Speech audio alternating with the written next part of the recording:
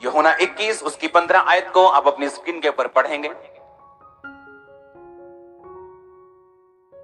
भोजन करने के बाद यीशु ने शिमोन पतरस से कहा, हे शिमोन यूहन्ना के पुत्र, क्या तू इनसे बढ़कर मुझसे प्रेम रखता है? उसने कहा, हां प्रभु, तू तो जानता है मैं तुझसे प्रीति रखता हूं। उसने उससे कहा, मेरे मेमनों को चरा। अपने पड़ोसी को बोलो, अगर तू परमेश्वर से प्यार करता है तो परमेश्वर की रूहों को चरा। हालेलुया।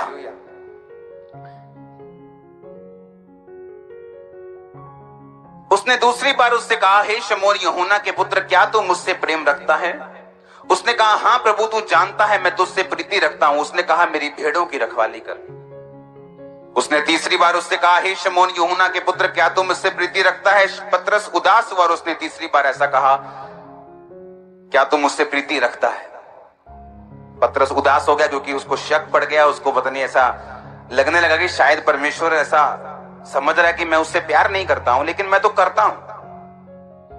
शायद परमेश्वर ने अपने दिल में अपनी वो बात रखी है कि मैंने उसका इनकार कर दिया था, शायद इसलिए परमेश्वर को शक है। लेकिन उसने तीसरी बार कहा, हां प्रभु, तू जानता है कि मैं तुझसे प्रीति रखता हूं। यीशु ने कहा, मेरी भेड़ों को चरा। अपने पड़ोसी को बोलो, एक प्रोफेसी मैं आपको दे रहा हूं अपने पड़ोसी को देने के लिए। बोलो, श्राप से ब्लेसिंग की ओर आज से तू जा रहा है और ये ब्लेसिंग नजर आएगी। आमीन। ऊंचा तो ये ब्लेसिंग आपकी।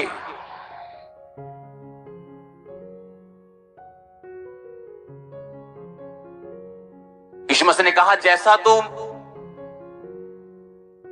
बोलेगा वैसा तेरे साथ होगा। मांगो तो दिया। और जब पतरस पे परीक्षा आई थी, क्योंकि उसने उस रात प्रार्थना नहीं की जब यीशु मसीह प्रार्थना कर रहे थे, और बाइबल कहती है कि अगले दिन जब यीशु मसीह को पकड़ने के लिए लोग आए, और पतरस को पता था कि यीशु मसीह को बहुत बार लोग पकड़ने के लिए आए, लेकिन यीशु मसीह कभी इनके हाथ नहीं आए। लेकिन उसको इस बार पता नहीं था कि यीशु मसीह ने अपने आप को उनके हाथों में जानबूझकर देना है, क्योंकि अब टाइम आ चुका है कि सूली पर वो चढ़ाए जाएं और तीसरे दिन मुर्दों में से जी उठें। और बाइबल कहती, जब यीशु मसीह को पकड़ने के लिए वो आए तो पतरस ने 3 बार परमेश्वर का इनकार किया जब वो परमेश्वर के पीछे गया। हाँ या ना? और बाइबल कहती, परमेश्वर के जी उठने के बाद परमेश्वर ने कहा था, जाओ अब चेलों से और पतरस से कहो कि मैं उनसे पहले गलील को जाऊंगा जब यीशु मसीह मुर्दों में से जी उठे। हाँ या ना? चेलों से और पतरस से। उसने ये नहीं कहा चेलों से कहो। जब आप टीम को बोलते कि मेरी टीम को मेरे पास भेजो, साउंड टीम को मेरे पास भेजो, आप साउंड टीम का अकेले का नाम नहीं लेते, आप बोलते टीम को मेरे पास भेजो। लेकिन एक बंदे का नाम लिया गया क्योंकि पतरस अपना चेले होने का अधिकार खो चुका था और कर्ज के नीचे और श्राप के नीचे आ चुका था। और इसलिए परमेश्वर यीशु मसीह ने कहा था, जाओ मेरे चेलों और पतरस से कहो कि मैं जी उठा हूं और मैं तुमसे पहले गलील को जाऊंगा और वहां पर तुम्हें दिखाई दूंगा। और बाइबल कहती है यीशु मसीह काफी दिनों तक उन्हें दिखाई देते रहे और फिर काफी लोगों के सामने जीवित स्वर्ग पे चले गए। हाँ या ना? अब परमेश्वर ने कहा कि तू क्या मुझसे, जब वो जी उठे प्रभु यीशु मसीह, तो पतरस को बुला के पतरस से पूछा, उसने कहा, क्या तू मुझसे प्यार करता है? उसने कहा, हां परमेश्वर, मैं तुझसे प्यार करता हूं। उसने कहा, मेरे मेमनों को चरा। दूसरी बार पूछा, क्या तू मुझसे प्यार करता है? उसने कहा, हां प्रभु, तू जानता है। उसने कहा, मेरी भेड़ों की रखवाली कर। फिर तीसरी बार पूछा और पतरस को लगा शायद परमेश्वर अभी तक भूला नहीं कि मैंने उसका 3 बार इनकार किया था। लेकिन प्रभु यीशु मसीह यहां पर क्या कर रहे थे? वो 3 बार ही उसके मुंह से अंगीकार करवा रहे थे कि जिस तरह तूने 3 बार अंगीकार किया था कि तू मेरा चेला नहीं है, लानत हो जो उसको जानता हो, मैं उसको नहीं जानता। तूने 3 बार मेरा इनकार किया, लेकिन अब 3 बार तू मेरा इकरार करेगा और तू श्राप से तू आशीष की ओर जाएगा और फिर से मेरा चेला बन जाएगा।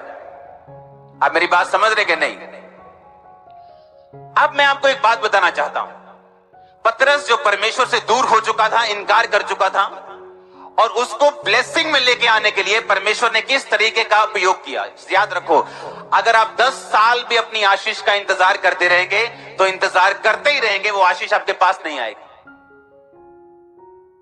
सुलेमान ने कहा परमेश्वर बोलता है क्या चाहिए तेरे को? जब वो बहुत सी भेंट चढ़ाता है, रात को परमेश्वर सपने में नजर आता है और बोलता है क्या चाहिए? उसने कहा मैं तो एक लड़का हूं, इतनी बड़ी प्रजा का मैं काम नहीं कर सकता, मुझे ऐसी बुद्धि चाहिए कि मैं ये प्रजा का न्याय कर सकूं। परमेश्वर ने कहा तूने बुद्धि मांगी, लेकिन मैं तुम्हें धन भी दूंगा, ऐश्वर्य भी दूंगा, जो आज तक मैंने किसी को नहीं दिया। क्यों? क्योंकि उसका बाप दाऊद जो था, अपनी लाइफ का सारा पर्सनल गोल्ड परमेश्वर को दे चुका था, बीज बो चुका था। और परमेश्वर ने कहा तूने अब तक इतिहास का सबसे बड़ा बीज मुझे दिया है, मैं तुझे इतिहास का अब तक का सबसे अमीर आदमी करूंगा। अपने आप कुछ नहीं होता, अपने आप कुछ नहीं होता। आज लोग ऐसे हैं जो फाइनेंशियल प्रार्थना ही करते रहते बैठकर, परमेश्वर कब मेरी नौकरी लगेगी, परमेश्वर कब मेरी ये होगा, परमेश्वर कब ऐसा होगा, और सब कुछ परमेश्वर ने आपके हाथों में दिया हुआ। हालेलुया। मैंने नाइजीरिया में होना और वहां पर मैंने अपने एक कतरे को बो देना, और वापसी में मैंने अपनी टीम को फोन करना। मैंने कहा कितने टेंट है हमारे पास? हमारे पास जी 400 टेंट है, हमारे पास 300 टेंट है। अच्छा डबल कर दो। ऐसे कैसे डबल कर दें? ऐसे कैसे हो सकता है कि कलीसिया सीधा 20,000 से सीधा 40,000 हो जाए? ऐसे कैसे हो सकता है? और मुझे मालूम था कि मैं वो बो के आया हूं जो मैंने पहले कभी नहीं बोया, मैं वो करके आया हूं, मैं उतनी प्रेयर करके आया हूं जितनी मैंने पहले कभी नहीं की। मुझे मालूम है मुझे इतना रिजल्ट मिलेगा जैसा मैंने पहले कभी नहीं देखा। और लोगों को लगता था शायद बड़ी मीटिंग के कारण लोग आए। नो, वो लोग रेगुलर हो चुके थे मिनिस्ट्री में, क्योंकि जो कुछ आप बोते हैं वो कुछ आप काटते हैं। अब परमेश्वर ने मेरे हाथों में दिया हुआ था, उसके हाथ में नहीं था। उसने कहा मैंने तुम्हें स्ट्रक्चर दे दिया, मैंने तुम्हें सिस्टम दे दिया, अब उस सिस्टम के अनुसार तू काम करेगा और तू बढ़ेगा। ऐसे पास्टर भी हैं जो 10-10 साल प्रार्थना करते रहते हैं कि हे परमेश्वर मेरी कलीसिया कब बढ़ेगी, तो कब लोगों को लेके आएगा, कब रूहों को बचाएगा, लेकिन कभी नहीं बोते, कभी प्रेयर में नहीं जाते, कभी फास्टिंग में नहीं जाते, अपना हार्ट परमेश्वर के लिए कभी नहीं खोलते। जब ये चर्च बन रही थी, साथ साथ मैं दूसरी चर्चों को भी सपोर्ट कर रहा था, अभी भी कर रहा हूं। आप समझ रहे मेरी बात? क्यों? क्योंकि जब अगर हम बोएंगे तो हम क्या करेंगे, और हम अगर हम ऐसा बीज बोएंगे जो पहले कभी नहीं बोया, तो ऐसी फसल काटेंगे जो पहले कभी नहीं काटी। अब परमेश्वर को यह बात मालूम थी। अब मैं आपको बताता हूं कहां पंजाबी किथे कुंडी फसी कहते ना, किथे प्रॉब्लम है, की पंगा की है, मैं तुम दसदा किथे प्रॉब्लम। बाइबल में यीशु मसीह को मालूम था कि अब पतरस जो है ये कर्ज के नीचे, ये श्राप के नीचे, कि बाइबल कहती है जो मेरा इनकार करेगा मैं उसका इनकार करूंगा।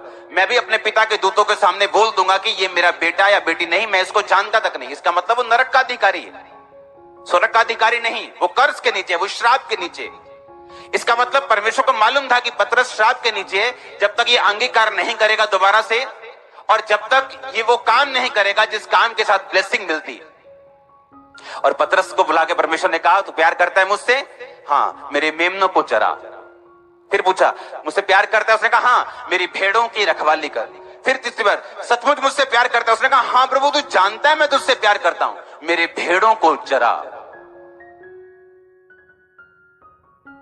कलीसिया, एक क्वेश्चन आप अपने आप से करो और मैं भी आपसे करता हूं, क्यों परमेश्वर आपको ब्लेस करे? क्यों? क्या रीजन है? क्या कौन सी रिश्वत आपने दी है? या अगर आप ब्लेस नहीं होंगे तो परमेश्वर का क्या नुकसान होगा? अपने पड़ोसी से पूछो, बोलो परमेश्वर अगर तुझे ब्लेस नहीं करे तो तू परमेश्वर का क्या नुकसान कर लेगा? अगर वो तुझे ब्लेस करे तो तू उसका क्या फायदा कर लेगा? आप मेरी बात समझ रहे कि नहीं? अगर वो आपको ब्लेस ना करे, कौन सी कोर्ट में उसको घसीट सकते हो? किसी कोर्ट में नहीं। किस कोर्ट में केस करोगे? किसी कोर्ट पे नहीं। किसको शिकायत करोगे? किसी को नहीं। कौन उससे ऊपर है? कोई भी नहीं। तो वो क्यों आपको ब्लेस करे? और अगर वो आपको ब्लेस ना करे तो उसका क्या बिगाड़ लेंगे हम? परमेश्वर ने सीधा सीधा नए नियम में उत्तर दिया। उसने कहा अगर तू मुझसे प्यार करता है और तू श्राप से आशीष की ओर जाना चाहता है तो मेरे मेमनों की रखवाली कर, मेरे मेमनों को चरा, मेरे भेड़ों की रखवाली कर, मेरी भेड़ों को चरा। यानी तेरी जिंदगी पूरी तरह से सुसमाचार पर डेडिकेट होनी चाहिए, समर्पित होनी चाहिए, परमेश्वर के राज्य के लिए तेरी जिंदगी होनी चाहिए।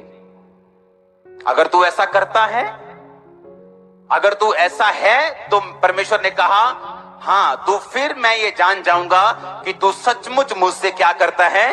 प्यार करता है। आमीन। चाहता है तो मेरे मेमनों की रखवाली कर, मेरे मेमनों को चरा, मेरी भेड़ों की रखवाली कर, मेरी भेड़ों को चरा। यानी तेरी जिंदगी पूरी तरह से सुसमाचार पर डेडिकेट होनी चाहिए, समर्पित होनी चाहिए, परमेश्वर के राज्य के लिए तेरी जिंदगी होनी चाहिए।